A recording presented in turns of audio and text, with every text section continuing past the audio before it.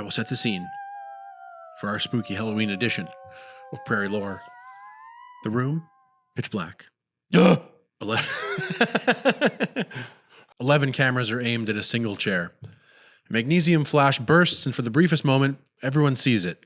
A gauzy white mass hangs in the air like cotton caught in the wind tunnel, stretching out from the mouth of a woman in a trance. Some gasp, others scribble frantic notes, and standing at the center of all of it is a doctor, calm, meticulous, convinced he's witnessing proof of life after death.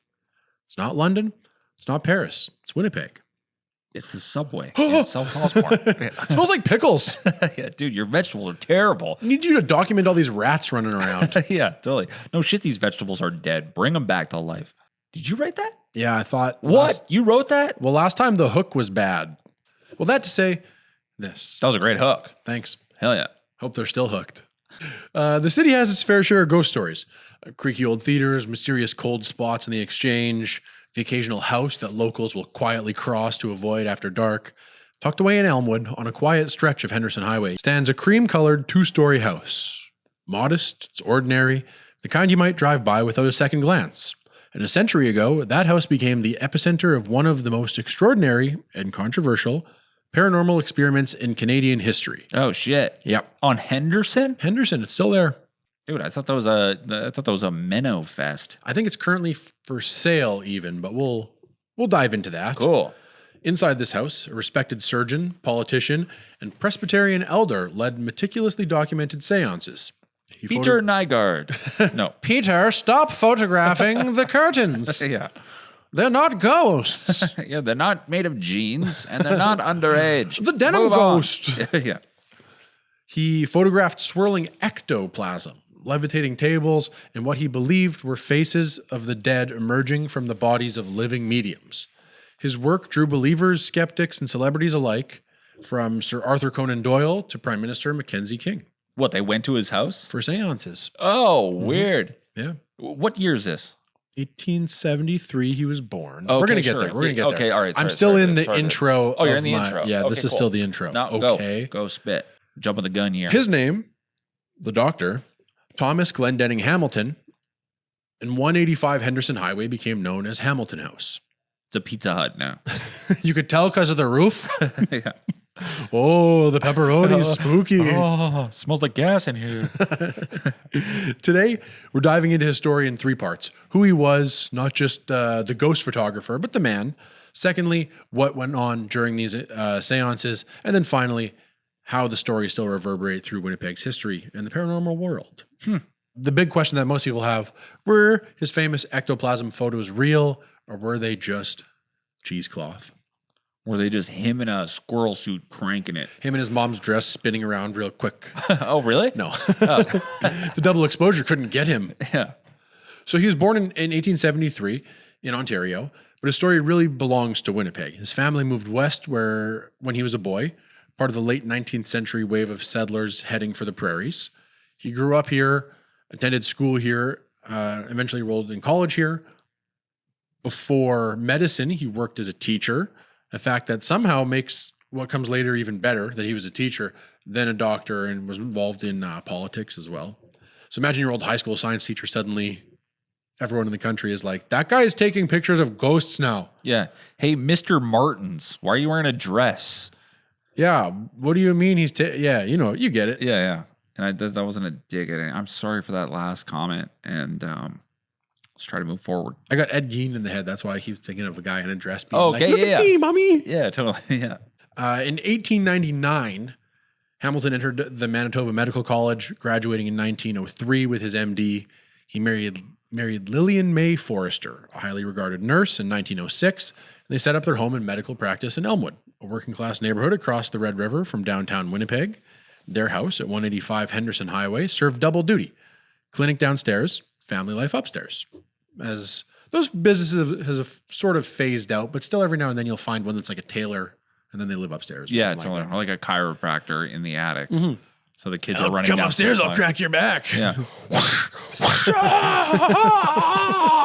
Putting kids down. It's like, Dad, can we have pizza for dinner? He's like, 1 sec. Hamilton built a reputation as a respected physician and community leader. By the 1910s, he was lecturing in surgery at the University of Manitoba and serving on staff at Winnipeg General Hospital. He was active in civic life, too. He sat on the Winnipeg School Board and became its chair in 1912. He was elected a Liberal MLA for Elmwood in 1915. Politically, he supported progressive causes, women's suffrage, parents' pensions, and social welfare programs. Damn, dude. So this isn't just your average douche smoking salvia with a bag of crystals. No. Getting into weird. This guy's smart. No, so this is where the turn sort of happens. 1919, in January, his 3-year-old son Arthur dies of influenza. Oh, damn. Like so many families in the wake of the First World War and the pandemic, the Hamiltons were left grasping for meaning. Damn, dude. They had already dabbled with a little Ouija board and light spiritualist activities, but Arthur's death deepened their curiosity into something much more personal. Grief became the spark, and by late 1919, Hamilton was attending séances, reading physical research, and soon conducting his own experiments. Oh, dude, this is a movie. This is like Pet Sematary. Yeah. That's crazy. I must see my boy. Yeah, totally. Oh, shit. Dug up the cat again. Well, fine. I'll settle for that. Yeah, Come here, Whiskers. Come here. I Ow. missed you. Whiskers, you stink. Unlike many spiritualists of the day, he approached it with a scientific mindset, or at least what he believed was one. After all, he was a surgeon and a lecturer. So he set up to do what few others had tried, to document the spiritual phenomena methodically, with cameras, flash photography, detailed records. His wife, Lillian, became his closest collaborator, now equal parts nurse, assistant, and believer. They know, honey, it's science. Look, E equals MC kid. You could tell because of how it looks. Ah! Yeah, look. Oh. The lights are flicking on and off. She's just looking into the room. He's flicking them behind her. Oh, it's cold in here. Don't you think? Yeah, exactly. I asked you a fucking question. Is it cold in here or not? Yeah, it is. That's what I thought. Thank you. So it's a ghost. You say you agree. So you agree it's a ghost. It's our kid, right? Okay, cool. You saw it too? It was a little one. By the early 1920s, the Hamiltons' Elmwood home had a reputation, not just as a medical practice, but as a kind of paranormal laboratory. Ah. Upstairs, one of the bedrooms had been transformed into a sealed séance room. The windows were boarded up, the doors were locked from the inside, and every inch of space was carefully controlled. It wasn't a dimly lit parlor with a rickety table and a crystal ball. When you picture like a séance, where it's like the table with the ball, whatever, he approached it like with the discipline of a clinical experiment. He used multiple cameras, sometimes, like I said, up to 11 at once, each fitted with wide lenses, magnesium flash. Independent scribes would document everything as it happened. And the mediums were physically searched before seances, and participants had to sit quietly, sometimes singing together to set the mood. The earliest experiments involved table tipping and Ouija board sessions led by the family's Scottish nanny, Elizabeth Poole. She became one of their key mediums. Witnesses claimed the heavy table moved on its own, tilted at impossible angles, and even slid across the room with no one touching it. So by 1922, after dozens of seances, Hamilton became convinced that he was witnessing genuine telekinetic phenomena. The seances grew more elaborate, more controlled, more ambitious. Soon, the focus shifted to what Hamilton called teleplasm. This is more commonly known as ectoplasm. This is probably something that you've seen, or at least maybe peripherally come across. It's like this It's like goop. mysterious white gauzy substance that will be coming out of these mediums' mouths. And there's sometimes like images in this gauze. That's ectoplasm. Sure. Furries, you know about that. Almost like someone, White gauze shooting everywhere. And stop it, you're perverts. Stop it. Take the squirrel suit off. So Hamilton believed this substance was physical proof of spirit materialization. He photographed it extensively, often taking multiple synchronized shots during each sitting. Over the years, he and his team produced hundreds of these photographs, arguably the largest and most methodical collection of seance photography in Canada. These are at the University of Manitoba archives, I believe now. You can go in and they'll show you like the original fucking like tintypes or whatever to that, like the actual. You hear that sound? Yeah, is that bad? Something's here, dude. Ectoplasm. Yeah, there is like a low rumble. I'm just kidding. I just cut you off. Oh, no, but there's like a low rumble, right? Well, This has always been happening. I'm just saying, what is that? Hopefully not something that's going to blow up. I'm less worried about being spooky and more worried about it being a collection of gas that, Like, that is accumulated. It's so spooky here. It's like, no, it's a gas. Like, it's a fire. Get out.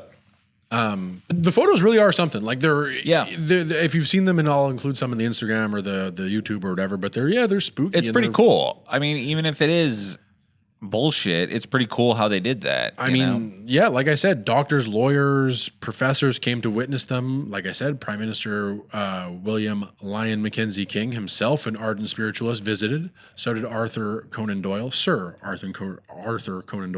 was touring North America defending spiritualism at the time. He was reportedly impressed. International spiritualist journals began publishing Hamilton's findings. His home became a kind of paranormal destination, part seance chamber, part early paranormal research institute. Ah, cool. Yeah. He maintained that everything was conducted under strict... Like a lab, like a science lab, right? Exactly like I said. He insisted that fraud was impossible in his lab and that the complexity of the materializations was beyond trickery. For him, they were both a spiritual mission and a scientific one to gather evidence that consciousness survived death. Obviously with the purpose for him of being like, my son's okay, or he's still out there, or... He's still alive, okay? He's in my house. He doesn't want to go because we have cereal that he likes. You don't get it. He's just ectoplasm. He's still here. That's a bummer. I feel bad me even making that joke, but that's so dark, dude. Oh, God. Some thought Hamilton was sincere but easily fooled. Others suspected the mediums, like Mary Marshall, one of Hamilton's regulars, of cleverly staging the phenomena. But regardless of where people stood, one thing was certain. The photographs themselves were unforgettable. They blurred the line between science and spectacle, between mourning and mystery, and for a few decades in the early 20th century, they made Winnipeg one of the unlikeliest centers of spiritualist research in the world. That's pretty cool. That's pretty crazy. Yep. Sir Arthur Conan Doyle, he was the Jurassic Park guy? No. Maybe that also? What did he do? I believe it was... He was a furry? Yeah, he was the #1 furry. No, he was furry. Sherlock Holmes was his jam. Oh, yeah, that's right. Okay. Yeah, he said Jurassic Park, and I was like, maybe? Yeah. Yeah. What's the address on this house again? 185 Henderson. God damn, dude. They used to have a Mr. Sub around there. I'm going to go take a trip around the block. It's in the back. Is it? It's part biz. They'll still do the oil and vinegar if you want. Dude, you want to do a seance? Bring Mr. Sub back. Fuck. What's interesting about him is when he died in 1935 at age 59, his work could have easily disappeared with him, but it didn't. His wife, Lillian Hamilton, who had been quietly organizing, transcribing, and supporting the seances for years, stepped into the spotlight. She continued the experiments, curated the photographs, and corresponded with spiritualists and researchers around the world. She became the guardian of the Hamilton archive. She preserved thousands of pages of notes, hundreds of photographs, and carefully documented the chronology of each seance. Huh. This work would prove critical in keeping Hamilton's legacy alive long after the spiritualist movement faded. By the 40s and 50s, the fever for seances had cooled, scientific skepticism was on the rise, and spiritualism was increasingly seen as a relic of a more credulous age. But in Winnipeg, the Hamilton House remained a local legend. Now he's got his own Broadway play. It's funny that you say that, because Hamilton, the Broadway play, has the same theme of the wife carrying on his legacy? Hamilton's legacy by being like, there's a big number, who lives, who dies, who tells your story. Oh, okay, cool. Yep. Huh. So all this, and to wrap up, what you're probably curious about is like these ectoplasms. They're convincing, but were they fake? Probably. Almost certainly. Modern analysis strongly suggests they were fake. Many of Hamilton's ectoplasm images show material that looks suspiciously like cheesecloth, gauze, or magazine clippings.